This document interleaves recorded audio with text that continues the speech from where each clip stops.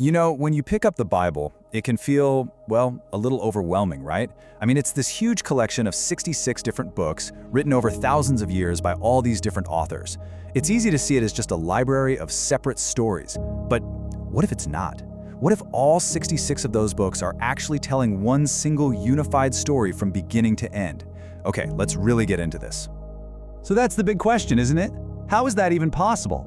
Well, that's what we're going to do. We're going to trace the epic narrative arc of the entire Bible, from page 1 all the way to the very end, and see for ourselves how all these seemingly random pieces actually fit together to tell one incredible story. Every great story has to start somewhere, right? It needs that one moment that just sets everything else in motion. And for the Bible, that's Act 1, creation and the fall. This is where we get a glimpse of a perfect world, and then the introduction of the one huge problem that the rest of the story is going to have to solve. So the story opens at the very beginning. God creates the heavens and the earth, and it's all described as being good. And right at the center of this amazing creation, we have the first humans, Adam and Eve. They're living in this perfect garden, they have a perfect relationship with God, and their job is basically to take care of this incredible world. It's a picture of complete and total harmony. And right here, this is the moment everything changes. Adam and Eve make a choice to go their own way, to disobey God. The Bible calls this sin, and with that one act, something is broken. That perfect harmony is shattered. A separation is created between humanity and God, and this fracture, this is the core conflict that echoes down through all of human history and becomes the central problem the rest of the Bible is trying to fix. And the fallout from that one choice is just immediate and devastating. Sin doesn't just sit still, it spirals out of control. We get the very first murder where Cain kills his own brother, Abel, out of pure jealousy. Before you know it, the whole world is just filled with violence. It gets so bad that God essentially decides to hit the reset button with a massive flood, saving just one family, Noah's, to give humanity a fresh start. So you've got this huge problem. Humanity is separated from God. How do you possibly solve that? Well, this brings us to Act 2 of our story. This time, instead of another reset, God puts a really long-term plan into motion. The whole strategy is to choose one family, grow them into an entire nation, and use that nation to eventually bring blessing and healing back to the whole world. Now, this plan takes centuries to unfold. It all starts with one guy, Abraham, who gets this wild promise that his family will be as numerous as the stars. Fast forward a few hundred years, and those descendants are now slaves in Egypt. That is, until Moses shows up and leads them out in this incredible escape called the Exodus. They finally get to their own land, and under King David, they become a really powerful kingdom, with Jerusalem as the capital. And then his son, Solomon, builds this magnificent temple, which becomes the absolute center of their entire world. But here's something that's really fascinating. This whole golden age, this united kingdom, it only lasts for about 120 years. That's it. And even though those first 3 kings were legends in their own right, each one had a major flaw. Saul was disobedient. David, the great king, fell into adultery and murder. And Solomon, the wisest man alive, was led away by his foreign wives into worshiping other gods. Their personal failures were kind of a giant flashing sign that even the best human leaders weren't going to be the final answer to the sin problem.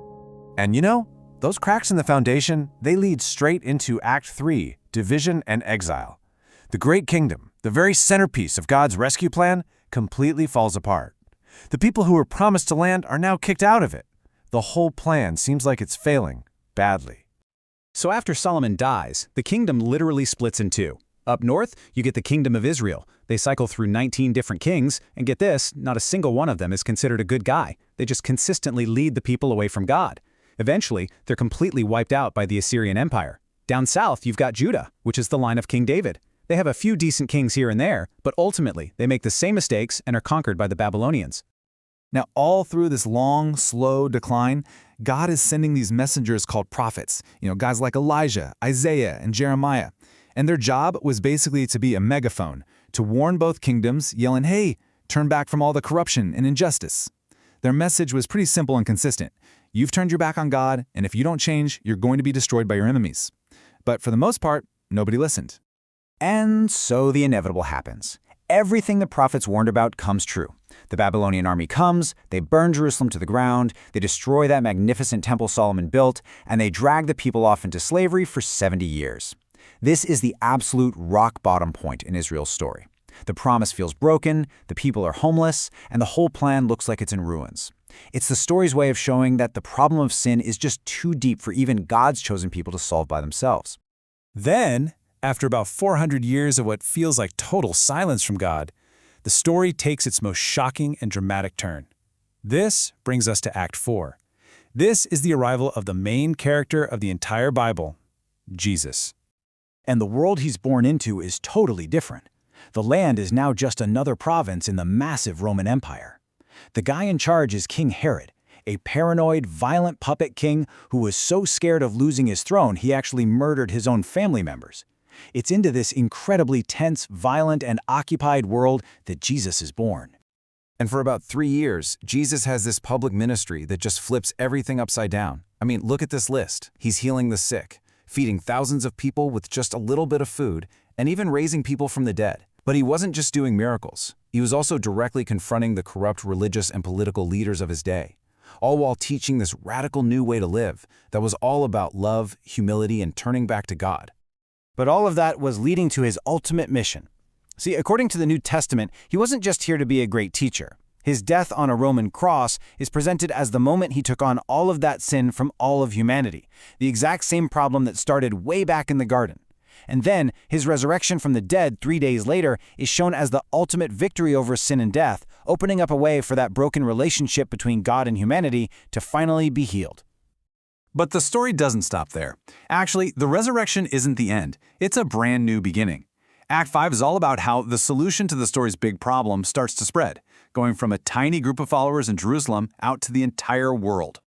So before he returns to heaven, Jesus tells his followers to wait in Jerusalem. And on the festival day of Pentecost, they have this incredible experience the Bible calls being filled with the Holy Spirit. It's like a divine power-up.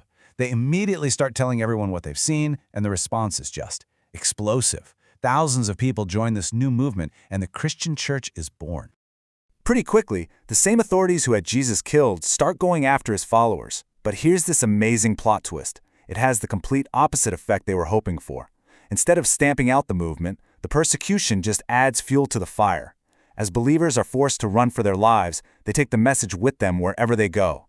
And the greatest example of this is a guy named Saul, who is the movement's biggest enemy. He has this incredible conversion and becomes the Apostle Paul, the greatest missionary the world has ever seen. And this is where we get the last books of the Bible. The New Testament actually breaks down pretty simply. You've got the 4 Gospels, which tell the story of Jesus' life. Then there's the book of Acts, which is the history of that explosive growth of the early church. After that, you have the epistles, which are basically letters written by leaders like Paul to teach and encourage all these new little churches. And finally, the book of Revelation gives this incredible symbolic vision of the final victory and the ultimate restoration of everything. So there you have it. From a perfect garden to a broken world, from one chosen family to a global movement, the Bible really does tell one continuous story: creation, fall, redemption, and restoration. And so the question it leaves us with is this. After all these thousands of years, what is the enduring power of this single story that continues to shape the lives of billions of people all over the world?